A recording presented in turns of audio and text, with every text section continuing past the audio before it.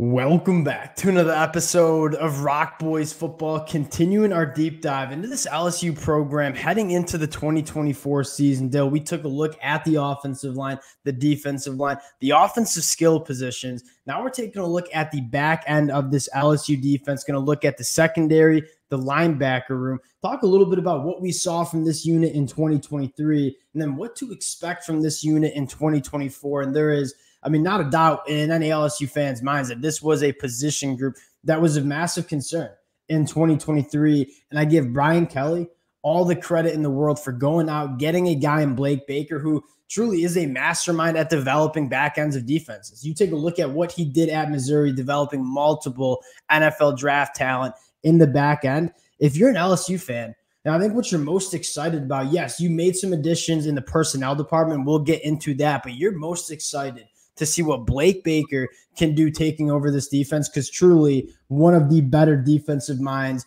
in all of college football. Really excited to get into this one. Before we do, just want to say thank you to you guys. And these deep dives have truly been an absolute blast for the boys. We're learning a ton from you guys. We're having phenomenal football conversations in the comment section. Can't thank you guys enough for all the support you guys have shown the boys. If y'all do enjoy the content, consider subscribing to the channel. More importantly, would love to hear from you guys in the comments section. And Dill, without further ado, I'm going to give you the tee box. Let's start with what we saw from this LSU defense in the 2023 year. And then we'll get into what we want to see and what we think we'll see in that 2024 year. Yeah, at the end of the day, I think if you watch what LSU was doing kind of in that back end, it was an ultra passive, very soft zones pretty much all the time, and they just weren't tackling. So when you play that type of style and you can't tackle, that's a recipe for disaster, and it obviously was. You kind of read off those passing stats from the LSU defense. It was about as bad as it can be. Yeah, you get into the numbers. I had the numbers written down. A 65% completion percentage. That was 117th in the country. And that's not necessarily surprising. You said it. LSU, a lot of soft zones, kind of trying to keep everything in front of them, playing that bend but don't break kind of defense, which I kind of get in the sense that you have such an elite offense. Maybe you're just trying not to give up the big play. But all too often, they were coming up, missing tackles, leading to an 8.1 yards per completion, which was 111th. And at the end of the day, teams were moving the football, getting into the red zone. LSU had one of the worst red zone defenses in the country as well. And so you look at the problems that you saw in this LSU defense, specifically in the secondary. Blown coverages, missed assignments, missed tackles, all of which you expect to be cleaned up by Blake Baker. And Dill, when I look at what Blake Baker is going to bring to this LSU defense, it's going to be a little bit more aggression. And I think this LSU defense, the way you recruit, you should have the dogs to play an aggressive defense where you're playing a little press coverage. You're putting hands on wide receivers. It was clear that this LSU defensive staff didn't trust those defensive backs last year. I'm looking for Blake Baker to come in, get some of these guys developed, and play an element of defense that is that we're going to try to smother opponents, not just let them move the football and try to stop them in the red zone. And I also think what Blake Baker is going to do is more attack what the offenses do. I think if you kind of go back and watch those Missouri games, he'd play a different style depending on who they were playing. You look at what he did against Kansas State. He thought their guys in the secondary were just better than the wide receivers at Kansas State, played a lot of press man, did some of those things that, again, just say, well, we can challenge these wideouts and then go make them make plays, and obviously very effective. Then you see him go against a team like Tennessee. He knows what they like to do. They like to get the ball out to the perimeter, was flying guys out into the flats, ended up getting a pick off Joe Milton. That's the type of thing that I think you just didn't see enough from LSU, was attacking what other defenses do. I felt like, or offenses do, sorry. They kind of played the same style game in and game out. I think what Blake Baker is going to do, I think it'll be a little more tailored to what the offenses do in attacking those schemes. I totally agree. And that's what I'm most excited for. Because again, this is an LSU defense that you shouldn't be playing that style. This is a top tier SEC program with the capabilities of getting top tier talent on the defense side of the football. You got to be able to take over games with your defense. And again, I think Brian Kelly brings Blake Baker over to do just that. Now you talk about, and we're going to get into what this unit's going to look like in 2024 from a personnel standpoint. I want to have a quick conversation about how this personnel is going to get managed. And I think a lot of LSU fans were probably looking for LSU to get a little bit more aggressive in the transfer portal during that winter cycle. What I think is going to happen here for LSU is I think they're going to get this new coaching staff on campus, get through spring practice, and let Blake Baker and let that defensive staff take a look at what you have and then kind of figure out, okay, what gaps do we need to fill in heading into summer conditioning and fall camp. So this is an LSU team that, in my mind, the way I look at it, I think is going to get more aggressive in that spring portal window than they did in the winter. They brought in some good pieces, right? Jordan Gilbert, Jair Brown, some guys that you're excited about, but I think you're going to see a little bit more aggression in the secondary and on that defensive line as they get into spring practice and after spring practice, once this coaching staff gets a feel for what they have on this roster. The one strength that I think could be for LSU in 2024 is that linebacker room. Before we get to the secondary, I mean, Whit Weeks played phenomenal football as a freshman. Greg Penn, I truly think, is one of the better linebackers in the SEC. You take a look at his numbers. I mean, only 7% missed tackle rate, 29 run stops, a guy that goes sideline to sideline, has the athleticism to play in space. You obviously throw in a guy like Harold Perkins, who I hope we see rushing the passer a little bit more as an edge rusher. I look at this linebacker room, and I kind of like what I see from the two starters. Yeah, I think that's one of the main things. I mean, Whit Weeks looks like he's really going to come on and be somebody. I'm totally with you. I thought he should have probably even played a little more last year. But the big thing for me in that linebacker room is using Harold Perkins. I mean, he was actually started to play really well down the stretch. I thought obviously started a little slow in terms of maybe playing a new position and not looking like he had the total instincts to do it. I think you're kind of right. He's got to get back on the edge. He has to be around the ball more because when he's there, he's a really good pass rusher and he does a really good job making those big negative plays that you need to make as a defense. I mean, the LSU fans that have been rocking with the boys for a long time know how I feel about this. Harold Perkins is a guy you got to let off the leash. And I feel like they had him on a leash for a majority of that 2023 season. I want to go back to that 2022 year as a true freshman where they were just like, hey, see ball, get ball, be a playmaker. It felt like Harold Perkins, that defense didn't allow him to do that. And I'm hoping Blake Baker gets in his first kind of task is, all right, how are we going to use Harold Perkins to be a true game wrecker for this defense in 2024? Because he's a guy that is a special talent, and you got to use him like that.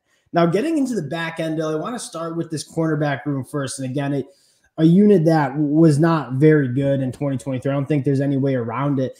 A couple things that I'm excited for, and again, it starts with Blake Baker, Corey Raymond, the development of some of these guys, because there's some talent on this team that you feel good about. And a lot of those young players went through the growing pains. This was an LSU defense that had to trot out really young players in that secondary in 2023. You saw them go through those growing pains. And that's one of the things that I'm looking for heading into 2024 is like maybe some of those guys that maybe weren't quite ready in 2023 because they had to go in 2023. Maybe they're a little bit more ready in 2024 and take that step a little quicker than some of the other players across the country. And that's what I'm wondering, like when you say maybe people think on the outset that they should have been super aggressive in the portal. It's like, well, maybe they should have been, but again, we don't necessarily know what these guys are. I think the scheme did them absolutely no favors in terms of looking good because, again, they just weren't they were asked to drop in and essentially let passes be completed. Like, I am wondering, like Ashton Stamps, I thought you saw a lot of really good things from in terms of being able to be a man cover guy and be kind of a high level cornerback. Javian Toviano obviously had some struggles, but he's ultra talented.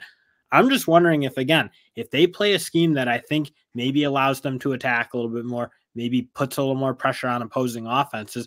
I'm just not convinced these guys are as bad as those numbers were. I just thought, I don't know what they were totally doing with the scheme, given all the things we kind of talked about at the outset. I agree. I don't think the scheme put them in any favorable spots. And you look at some of those guys, I mean, Ashton Stamps, Toviano, really, really young guys that normally aren't playing in 2023.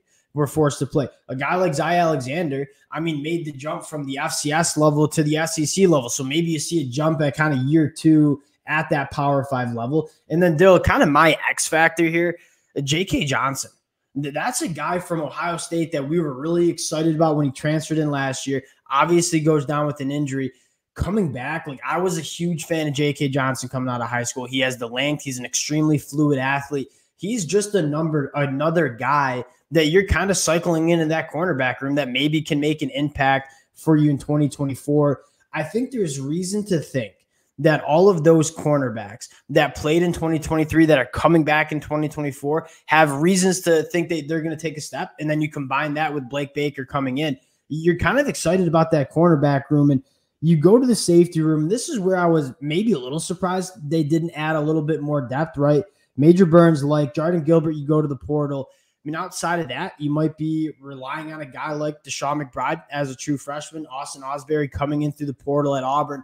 I wonder if that's a position that they're looking at during spring practice and saying, all right, maybe we need to, let's see what we got at first. And then maybe we're going to the transfer portal in the spring ball or after spring ball to go address that position group. Yeah, and I'm going to be, I think Major Burns coming back is a main hinge in terms of why they maybe didn't go back in. I mean, he actually, I thought, was probably one of their better players, one of the few guys who I thought tackled on a relatively consistent basis, which obviously is huge. But I think him coming back is huge. And then again, I think you're looking like, yeah, we didn't see a ton of great play out of these guys, but I think you know that I get the sense there is some talent there. I thought there are some guys who can play. I thought Jordan Allen played decent football at times for this team. I just maybe you see him a little more. I don't know if I just don't know if they need to go back hard into the portal like that. I think we'll see. I think a lot of you probably will see. Blake Baker will probably be the one who determines that. And I trust Blake Baker a hell of a lot more than us. You know what I mean? He's the one that's going to be working with these guys in the meeting rooms and on the spring practice field. At the end of the day, the way I look at it is you're kind of just running it back with a lot of the same guys you had last year, and it was ugly. Now, how much of that was the scheme and the coaching versus the player and the talent and the personnel? That's probably the question. I think that question gets figured out in spring practice, and then we'll see. I mean, if LSU doesn't go to the portal and grab guys in the back end, it probably leads to your argument that, all right, this coaching staff thinks they have something here with some of these young guys and thinks they can take steps. Brian Kelly even kind of said it. He kind of we're just really young. I wish we didn't have as many injuries in that unit and we didn't have to play as many young guys. But again, I don't necessarily think that that's on him trusting what they can be in the future. I think they were just guys who were pressed into action who it wasn't necessarily their time exactly. They all got a lot of experience, a lot of injuries last year, and with Blake Baker, I think they can be far better than that's what I'm just putting my trust in. I don't think you see coaches get fired the way that defensive staff got fired pretty much wholesale when you're playing or when the head coach is thinks there's remotely good job being done. Yeah. I'm with you there. I think Brian Kelly certainly knew it was probably more of a coaching thing than a personnel conversation. We'll see. I'll say this till I'm blue in the face. If they figure out this defense, and that's why I'm so happy Brian Kelly went and was so aggressive in terms of upgrading the coaching staff, because you look at this offense. Not only is this offense going to be sick in 2024, it's going to be really good for a long time. If they can get this defense right, this is going to be one of the teams you don't want to play every Saturday because it's a very, very dangerous team. Really excited about this unit. Again, a unit that we're going to be talking a lot about in terms of spring practice, how this plays out, because you talk about a singular unit that could really impact the landscape of college football. Dill, if LSU figures out this back end of the defense, it's going to be a very dangerous team in 2024. Appreciate you guys rocking with the fellas. If y'all do enjoy the content, consider subscribing to the channel. More importantly, would love to hear from you guys in the comment section. We'll talk to y'all later.